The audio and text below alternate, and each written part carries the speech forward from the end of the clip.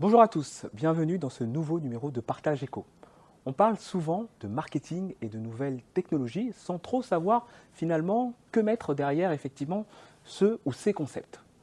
Aujourd'hui, vous allez effectivement en savoir plus à travers ce qu'on appelle l'inbound marketing, marketing digital avec une entreprise, la société InPower qui propose et qui développe des solutions innovantes. Est-ce qu'on peut aujourd'hui encore révolutionner le marketing digital? La réponse est oui, mais le mieux c'est d'en avoir la traduction concrète avec ce nouveau numéro de Partage Éco. C'est parti!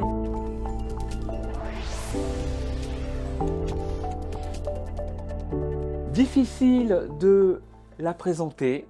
Une particularité pourtant, c'est elle qui met en valeur les autres la plupart du temps, mais aujourd'hui c'est elle qui sera en lumière pour ce nouveau numéro. J'accueille Jade Tonga, la dirigeante de la société InPower, qui donc est située dans le marketing digital. Jade, bonjour. Bonjour. Je suis ravi pour cet accueil au sein de la pépinière du 30. Merci à vous. Alors en préparant effectivement cette émission, il y a beaucoup de concepts qui peuvent paraître, on va dire, étranges ou étonnants ou je dirais peu communs pour notre auditoire.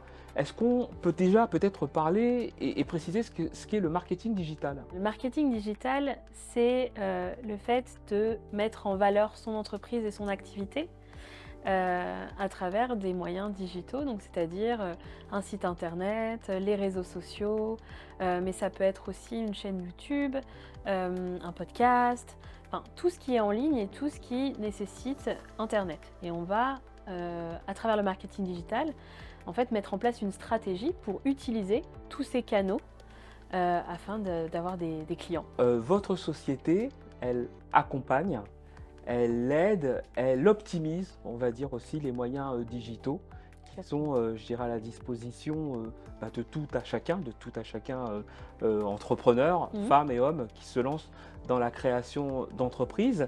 Est-ce que vous pouvez peut-être revenir sur votre parcours, parce que j'imagine qu'on ne se lève pas comme ça un matin en disant bah tiens, et si je me lançais dans le marketing digital? Non, non, non, pas forcément. Après, j'ai fait quasiment toutes mes études dans le marketing et la communication, depuis le BTS Ouais. jusqu'à un master du coup de marketing digital. Et déjà au BTS, j'avais envie de créer ma propre agence. On faisait des concours d'agences, de fausses agences du coup, et ça m'avait donné envie. Mais je me disais, bon, roule ta bosse déjà, avance, fais tes expériences et après on verra. Et je me suis vraiment lancée quand j'ai eu mon fils, en 2018, parce que je n'étais pas très à l'aise dans le salariat. Et puis je me suis dit, en fait j'ai envie d'avoir du temps pour moi et de gérer mon temps comme je veux. Et c'est cette première volonté, on va dire, qui m'a poussée à entreprendre, et j'ai posé ma démission à la fin de mon congé maternité et j'ai créé ma société 2 mois après. Très bien. Comment est-ce qu'on lève ces craintes, ces appréhensions? Comment on arrive justement à franchir le pas de la création d'entreprise? Je le dis aussi pour ceux et celles qui nous regardent, parce qu'on est dans une période un peu complexe et il est difficile de se dire oui, je vais franchir le pas. Déjà, c'était une décision mûrement réfléchie, parce que voilà, on se lance pas comme ça. Surtout en plus, elle allait avoir un enfant, donc j'avais pas non plus. Je quittais un CDI. Il y a des choses qui sont mises en place par l'État, par exemple sur les 2 ans de chômage quand on arrive à avoir une rupture conventionnelle. Donc ça rassure parce qu'on se dit qu'on a 2 ans pour consolider son activité, voir si ça marche, voir si on est à l'aise dans ce rôle d'entrepreneur.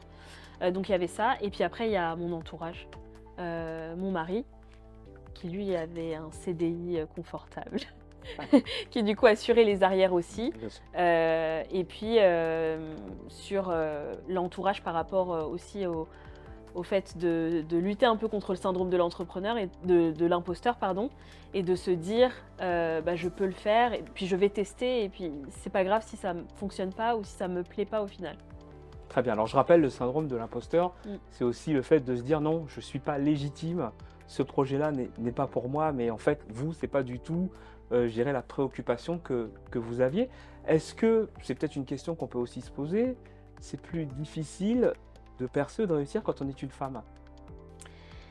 Il y avait 2 choses que j'ai eues au tout départ, le fait d'être une femme et le fait de faire jeune. Mmh. Et j'allais à la rencontre de CEO, de personnes d'un certain âge et c'est vrai que j'avais du mal. Alors, je sortais le tailleur, enfin je me mettais mon costume d'adulte un peu pour me paraître plus âgée.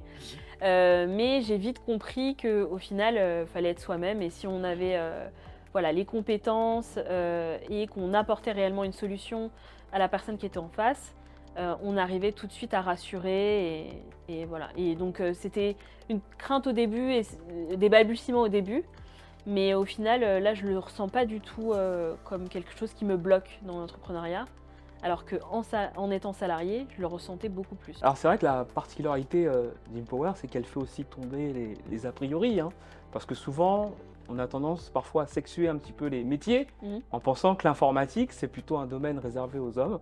Pas du tout, je dirais avec vraiment une société qui assure aussi un service de proximité hein, vis-à-vis de ses clients, qui apporte aussi des solutions concrètes, Jade, Mmh. aussi au quotidien, justement, des entreprises clientes, malgré, je dirais, les difficultés qu'il peut y avoir là, en cette période complexe. Ouais, c'est vrai que surtout, je dirais, en cette période complexe, le marketing digital permet justement de ne pas rompre le lien avec ses clients et de pouvoir toujours, quel que soit ce qui se passe, comme ce qui s'est passé avec le Covid, de pouvoir être en contact avec ses clients et de pouvoir aussi faire tourner son activité, apporter les solutions toujours voilà, à son client via les moyens digitaux.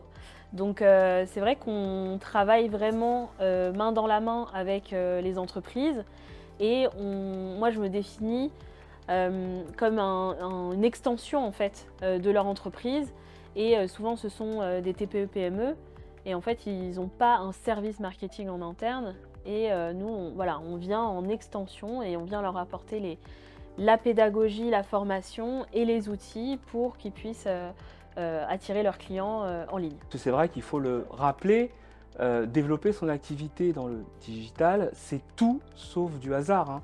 Je dirais que ça doit s'organiser et justement, c'est là que InPower intervient pour accompagner effectivement les entreprises, proposer, comme j'ai dit, des solutions de proximité, proposer aussi une stratégie sur les réseaux sociaux aussi également, parce que c'est vrai que aujourd'hui, le business, c'est aussi là qu'il s'organise. Exactement. On part jamais de zéro. On vient avec faire un audit en fait, de voir quelle est la présence, même à minima. Et parfois les entreprises n'ont pas l'impression d'y être, mais ils y sont un minimum. Et du coup, on va faire un audit, un état des lieux, et on va voir quelles opportunités ils auraient à développer tel ou tel canal en ligne. Et aussi, on va faire en fonction de leurs moyens, c'est-à-dire que du temps qu'ils disposent et du budget aussi qu'ils disposent. Et comment, je dirais aujourd'hui, InPower arrive à traverser justement cette période qui est une période d'inflation, je dirais avec des coûts et des répercussions aussi sur les prestations que vous pouvez proposer à vos clients. Comment est-ce que vous vous êtes adapté à cette nouvelle donne? On insiste beaucoup sur la personnalisation, c'est-à-dire que fonction de l'organisation de l'entreprise, des ressources qu'elle a, on va essayer d'être peut-être plus dans la formation d'une personne qui est déjà en interne ou d'un alternant par exemple. Et du coup, on va intervenir sur une stratégie Bien. et en interne, ils vont pouvoir développer toute la partie opérationnelle. Donc ne pas rester isolé, je dirais, c'est ce que vous l'avez aussi précisé, je dirais, il y a quelques instants au cours de cette interview. Comment est-ce que vous arrivez à créer aussi des synergies au quotidien, ne serait-ce qu'à travers ce lieu, donc cet espace coworking du 30 qui est aussi un lieu de partage et de rencontre? En fait, de venir dans un espace de coworking, c'est rencontrer au quotidien des entrepreneurs, tisser des liens. Et la plupart des gens que je vois régulièrement ici, du coup, peuvent aussi me recommander auprès d'autres entreprises. Ou il y a des entrepreneurs aussi qui sont mes clients ici au sein du cowork. Donc c'est vrai que c'est super important enfin, ce lieu en tout cas est super important dans mon business et même dans l'équilibre de ma vie d'entrepreneur. D'accord, et en parlant de business, Si on voulait faire un zoom, je dirais, sur les projets futurs d'InPower, quels sont-ils? En fait, j'ai lancé un podcast qui s'appelle «Pourquoi t'as fait ça?» et c'est vraiment un média que je veux faire grossir, permettre aussi aux entreprises de lancer leurs propres médias. L'idée, au-delà du marketing digital, c'est que chaque entreprise puisse développer leur espace média et avoir leurs propres médias. Donc c'est vraiment vers là que tend l'activité d'Empower. Très bien, et d'ailleurs j'incite ceux et celles qui nous regardent à je dirais, se rendre sur les réseaux sociaux et à voir ce format, donc pourquoi tu as fait ça, qui je dirais un format tout à fait inédit, je dirais déjà par sa longueur, parce qu'on on prend le temps effectivement Exactement. d'échanger, de se découvrir, je dirais, et il y a une connaissance mutuelle, un partage qui se fait. C'est un format qui est extrêmement intéressant. Quel conseil vous donneriez pour conclure effectivement cette édition à des personnes qui hésiteraient à se lancer en 2023 sur la création d'activités? Déjà, je pense que je dirais que rien n'est définitif, qu'il faut tester, qu'il faut tenter, que l'échec va amener, à un autre projet, donc il y aura jamais d'échec au final. Si les personnes en fait, ont, une expertise à développer, une passion, enfin je les incite vraiment à juste tester. Très bien, et c'est sur ces mots que s'achève cette nouvelle édition de Partage Éco. Merci Jade d'avoir pris ces quelques instants pour pouvoir partager avec nous votre parcours, votre itinéraire. Je le redis, on vous retrouve en tout cas, je dirais, sur les réseaux sociaux, Oui, à travers effectivement le webzine que vous avez développé il y a déjà une dizaine de numéros en ligne. oui. Pourquoi tu as fait ça?